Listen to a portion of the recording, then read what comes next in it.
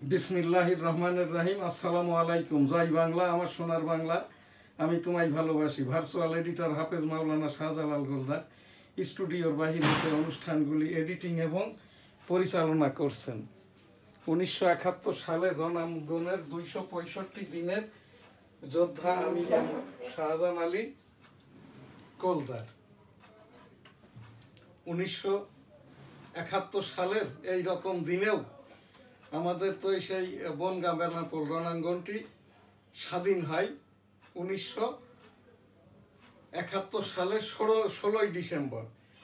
আমরা ওই সেই রাত্রিবেলা ভারতে ঘুমাইতাম, দিনের বেলায় আর কি, যেটা বনগাঁ বেনাপোল রণাঙ্গন সাদিপুর গ্রামের 3 কিলোমিটার বেষ্টিত বাংকার 450টি এবং যে জীবন গাছের নিচ দিয়ে ল্যান্ড ট্যাঙ্কার ঢুকেছিল ওই সেই জায়গাটাই আমার বাড়ি। আমি আমার বাবার সাথে আর কি 1971 সালে আমি যুদ্ধাহত মুক্তিযোদ্ধা। আমার এই বাম কানটাই শুনি না, এখনো শুনি না। এইটি আমার মুক্তিযুদ্ধের সনদ।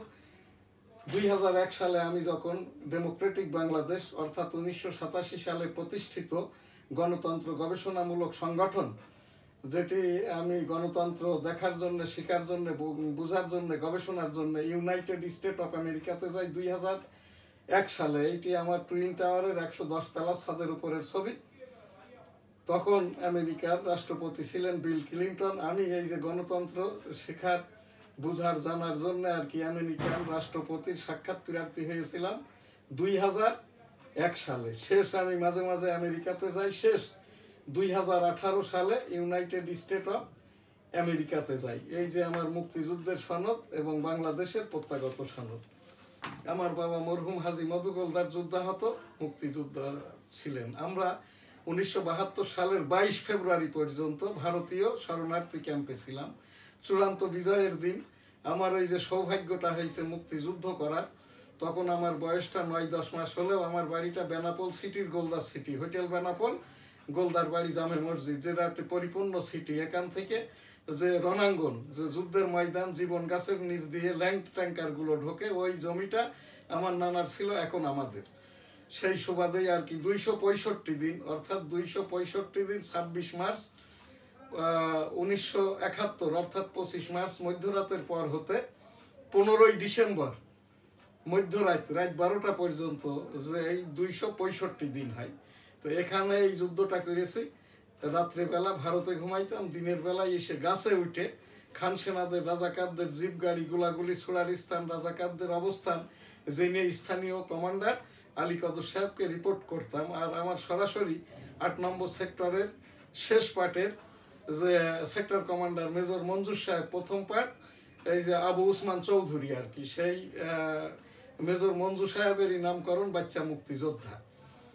এবং এখানটায় আর কি ওই বাইনোকুলারও দিয়েছিল। এখানে আমার একটি উপস্থাপনা অক্টোবর মাসে ছাত্র জনতা সরকার 2024-এর মাননীয় প্রধান উপদেষ্টা তখনও আর কি বাংলাদেশে আসেন নাই। 5 তারিখ ছাত্র জনতা সরকারের এই যে বিজয়ের পরে আর কি ডক্টর মোহাম্মদ ইউনুস মহোদয়কে প্রধান উপদেষ্টা হিসাবে মনোনীত করেন। তখন ডক্টর মোহাম্মদ ইউনুস মহোদয় ফ্রান্সে ছিলেন।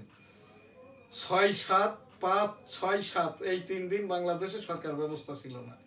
অতঃপর ইউনুস মহোদয় তার প্রথম ভাষণেই বললেন, যার যা কিছু বলার আছে লিখিত জানান।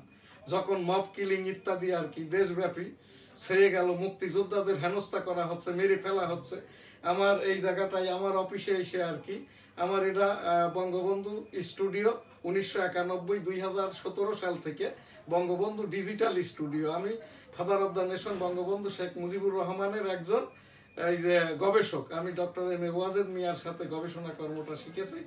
তা ওই তখন আর কি আমি একটি আবেদন করি আর কি, যে মুক্তিযোদ্ধাদের আমার বাবা যে কথা বলে গিয়েছিল, মুক্তিযুদ্ধ করেছি, দেশ পেয়েছি, যুদ্ধাহত হয়েছি, চিকিৎসাও নিব না। অতঃপর তো আমার আব্বা 1993 সালে মৃত্যুবরণ করেন 75 বছর বয়সে। তিনিই বলে গিয়েছিলেন, দেশ স্বাধীন, যুদ্ধ করেছি, দেশ পেয়েছি, যদি কোনো ইকুয়েশন নেই তাহলে এটা হয়ে যাবে সমানে সমান, তোমরাও এটা করবে না।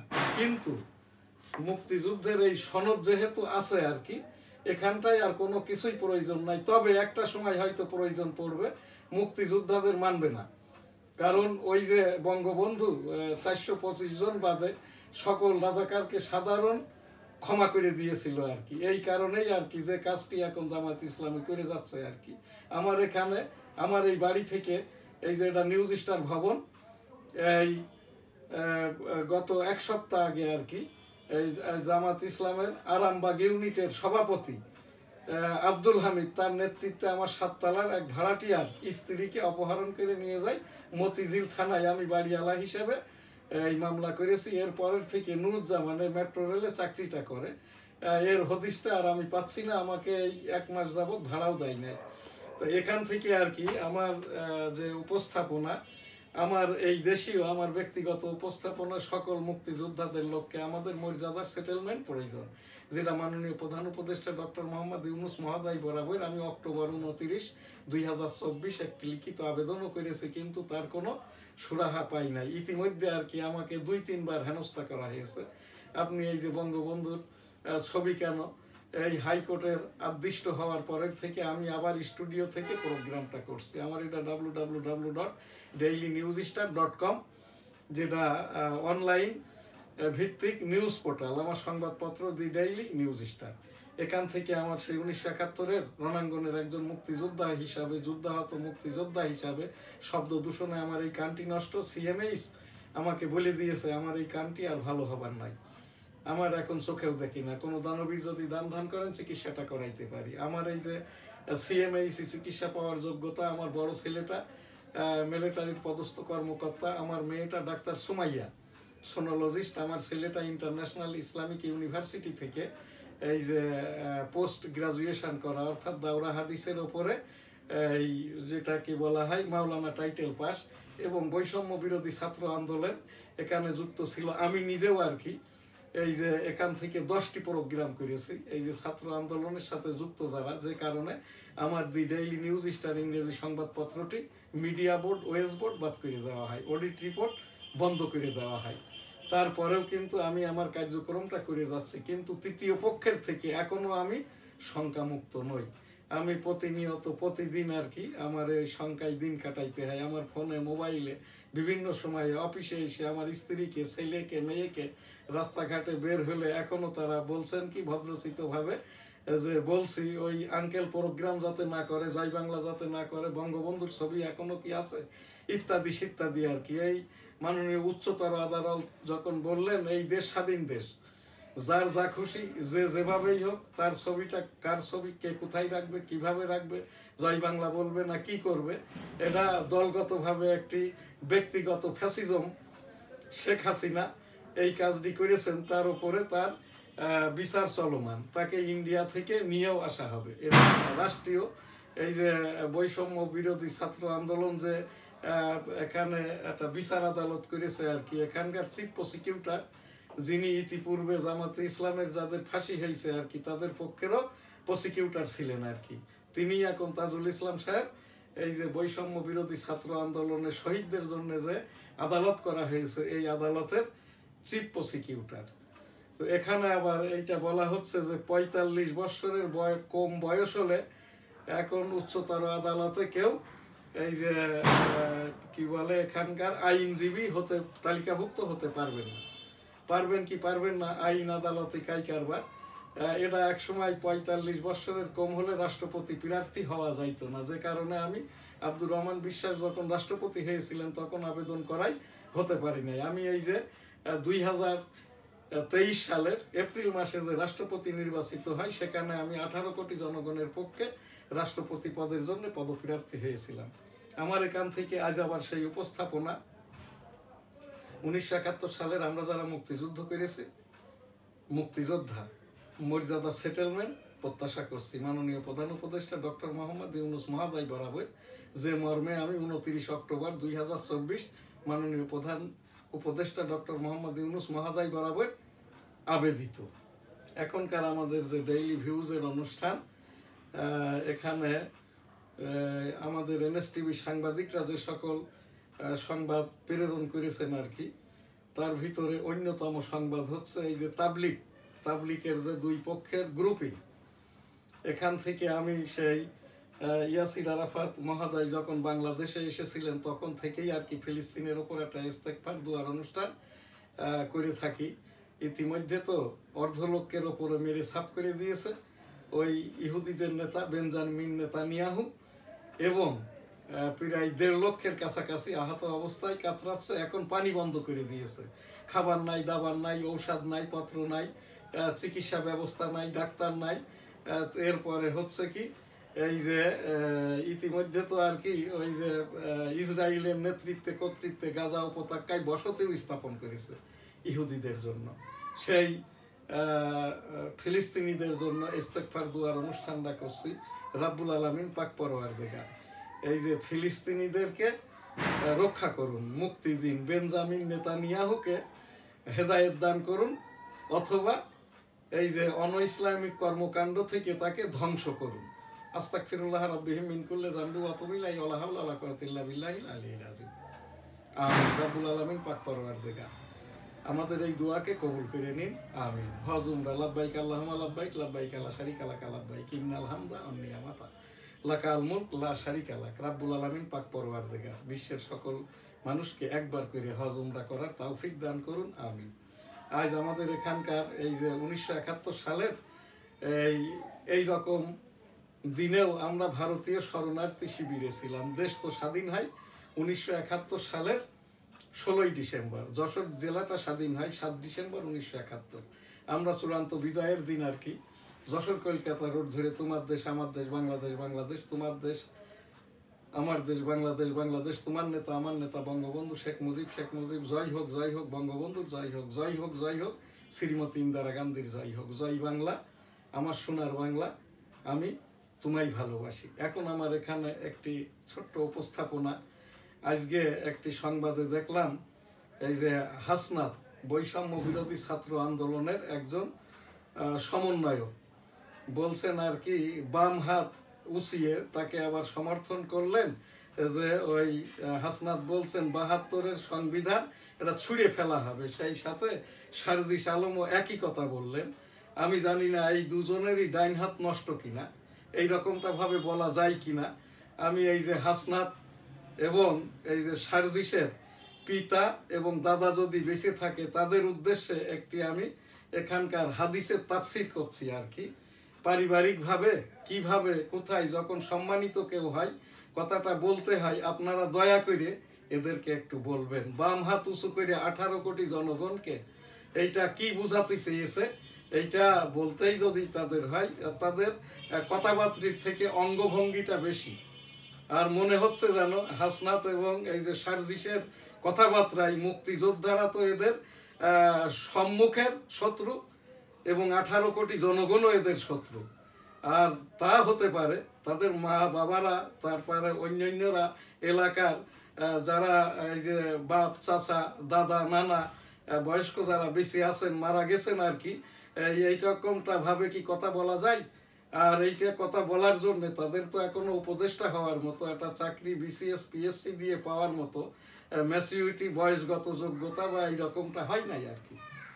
আমি এখান থেকে মহানবী মোহাম্মদুর রাসূলুল্লাহ সাল্লাল্লাহু আলাইহি ওয়াসাল্লাম যেরকমটা বলেছেন, যখন যার যে অবস্থায় সামাজিকভাবে রাষ্ট্রীয়ভাবে যে মর্যাদা অ্যাবিল করে ধর্ম বর্ণ গোত্র হিসাবে আর কি, তাকে সেইভাবেই যেরকমটা ভাবে সমাজে মিশতে হবে, কথা বলতে হবে, অনুরূপভাবে জনগণেরও সমাজেরও দায়িত্ব তাদেরকে সেইভাবে সম্মানটা করা। আমার এখানে বহু ফোন এসছে, প্রত্যেকেরই ওই একই কথা যে এই যে হাসনাত এবং এই সার্জিস দুইজনেরই কি ডাইন হাতটা এটা কি নষ্ট না কি বিষয় আদি আমি এখান থেকে উপস্থাপন করলাম মাত্র। এখানে কারোর এখানে একটি আমার বলার আর কি, আল্লাহ তাআলা বলেছেন কি যে ধৈর্যশীলের সাথেই আমি থাকি। আমাদের এই দেশবাসীকেও আমি যেটা বলবো এবং এই যে সমন্বয়কারী যে সকল ছাত্ররা, তোমরা এই যে এই বাবারা, তোমরা চাচারা, তোমরা ভাইয়েরা, তোমরা আমার দাদারা, যে যে বয়সেরই আর কি সমন্বয়কারী এবং জনতার পক্ষ থেকে আর কি আমি অনুরোধ করছি উপদেষ্টাদেরকে, কমিশনারদেরকে, আপনারা ধৈর্যের সাথে আপনাদের দায়িত্বটা পালন করেন। আর যে যে ধর্মের সামাজিকভাবে ধর্মটাও পালন করেন, যে যে ধর্মের সামাজিকভাবে সেই আমাদের ইসলাম ধর্মের মাযহাব ভিত্তিক পোশাকটাও পরিধান করেন। সর্বোপরি আর কি ধৈর্যের সাথে আপনারা আপনাদের দায়িত্বটা পালন করেন। এখান থেকে আমার আজ আর বলার কিছুই নাই। এখানে একটি কথাই শুধু বলবো, আমি 1971 সালে রণাঙ্গনের মুক্তিযোদ্ধা। আমাদের 18 কোটি জনগণের পক্ষ থেকে আমি আবারও দাবি করছি, আমাদের একটা মর্যাদা দিন। আমার ব্যক্তিগত বা আমরা যারা আর কি, আমাকে অনেকেই বলেছে কোনো কোটা ভাতা সুবিধা প্রয়োজন নাই। কে দিবেন? খন্দকার মুস্তাক, জেনারেল এরশাদ, বেগম খালেদা জিয়া, শেখ হাসিনা, এরা কেউই মুক্তিযোদ্ধা নন, মুক্তিযুদ্ধের সংগঠন নন। আর আমার আব্বার এই যে মুক্তিযুদ্ধের সনদ গণতন্ত্র গবেষণার জন্য আমি 1987 সাল থেকে ডেমোক্রেটিক বাংলাদেশ সংগঠন গঠন করি এবং 2001 সাল হতে অদ্যাবধি একাধিকবার ফাদার অফ ডেমোক্রেসির দেশ ইউনাইটেড স্টেট অফ আমেরিকাতে গিয়েছি। 2001 সালে আমি দেন দেয়ার ওয়াজ ইউএসএ প্রেসিডেন্ট বিল ক্লিনটন, আমি সাক্ষাৎ প্রার্থী হয়েছিলাম। তো এই জায়গাটাই আর কি আজকের প্রোগ্রাম এখানেই শেষ করছি। জয় বাংলা, আমার সোনার বাংলা, আমি তোমায় ভালোবাসি। এখনকার আজকের আমাদের এই যে 1971 সালের রণাঙ্গনের আমি মুক্তিযোদ্ধা, এই যে 1971 সালের 29 ডিসেম্বর, আজ আমার 35 পেরিয়ে 36তম বিবাহ বার্ষিকী। তো সেই জায়গাতেও আমি এই যে প্রোগ্রামটা করছি, 1971 সালের এই রকম দিনেও আমরা ওই ভারতীয় শরণার্থী শিবিরে ছিলাম। 1972 সালের 22 ফেব্রুয়ারি আমরা বাংলাদেশে আসি। আমাদের এই যে আমার বাবা এবং আমার ইন্ডিয়ান মুক্তিযুদ্ধের সনদ বাংলাদেশের প্রত্যাগত সনদ, যে কারণে এই দেশীয় কোনো কোটা ভাতা কোনো সুবিধার প্রয়োজনটা নাই। তবে মুক্তিযুদ্ধ করেছি, মর্যাদা সেটেলমেন্ট প্রত্যাশা করছি। 18 কোটি জনগণ, এদেশের আইন শৃঙ্খলা, মাননীয় তত্ত্বাবধায়ক অন্তর্বর্তী সরকারের প্রধান ডক্টর মোহাম্মদ ইউনূস মহোদয়, মাননীয় রাষ্ট্রপতি মহোদয় এবং মাননীয় উপদেষ্টা মহোদয়ের কাছে উপস্থাপনা আমাদেরকে, আমরা যারা এই যে 2.5 লক্ষের মধ্যে অর্ধেকের মতো মুক্তিযোদ্ধা বেঁচে আছি, সকলেরই বয়স 65 ঊর্ধ্ব। তো এই যে বাচ্চা যারা আমরা মুক্তিযোদ্ধা ছিলাম তাদের বয়স, এছাড়াও যাদের বয়স তারা তো 70, 75, 80 ঊর্ধ্ব আর কি। আমাদেরকে একটু বাঁচার সুযোগটা দিন। আমাদের এই যে ভয় দেখানো হচ্ছে, জয় বাংলা কেন বলেন, আপনার পতাকা কি, আমার সোনার বাংলা, আমি তোমায় ভালোবাসি কেন বলেন, এইগুলো নিয়ে প্রতিটা রাত, প্রতি মুহূর্ত, প্রতিদিন। আমি তো সম্পদশালী, আমরা ওই যশোর বেনাপোল এলাকার জমিদার আর কি। এখনো আমি আমার বেনাপোল গোলদাস সিটি থেকে আমরা 5 ভাই প্রায় 5 লক্ষ টাকার মতো হাউস রেন্ট গেইন করি। আমাদের বাড়িতেই গোলদার বাড়ি, জামে মসজিদ, হোটেল বেনাপোল, আমাদের কবরস্থান। এই যে ঢাকাস্থ আমাদের এই বাড়ি থেকেও আমরা, এছাড়াও আমরা ওই সে আদিকাল থেকে যে গোলদার টাইটেলটা আমাদের ব্রিটিশ কর্তৃক, আমাদের 1000 একর জমি ব্রিটিশ ছিনিয়ে নিয়ে মাত্র 100 একর জমি দেওয়া হয় আর কি গোলদারদেরকে। সেই থেকে আমাদের এই যে একটা গোলার্ধ দেওয়া হয় 100 একরের, ওই থেকে আমাদের নাম গোলার্ধের মালিক, এখন এইটা আমরা গোলদার। তো সেই জায়গাটাই আর কি প্রতিনিয়ত, প্রতি মুহূর্ত আর কি। ইতিমধ্যে তো আমার এই যে দোকান, পজিশন, মার্কেট লিখে নেওয়ার জন্য স্ট্যাম্প নিয়ে আসে, এরা তৃতীয় পক্ষ, এরা আর কি। যাই হোক, তো এই জায়গাটার থেকে আমি এই যে উপস্থাপনা করলাম যারা রাষ্ট্র এবং সরকার পরিচালনা করছে সকলের কাছে, যে কয়জন মুক্তিযোদ্ধা আমরা বেঁচে আছি, মানসিকভাবে আমাদেরকে বাঁচার সুযোগটা করে দিন। আপনারা আমাদের মর্যাদার সেটেলমেন্ট দিন। সকলে ভালো থাকবেন, সুস্থ থাকবেন, ডেঙ্গু সতর্কতায় থাকবেন, কোভিড সতর্কতায় থাকবেন। আলহামদুলিল্লাহ, আল্লাহ হাফেজ। জয় বাংলা, আমার সোনার বাংলা, আমি তোমায় ভালোবাসি।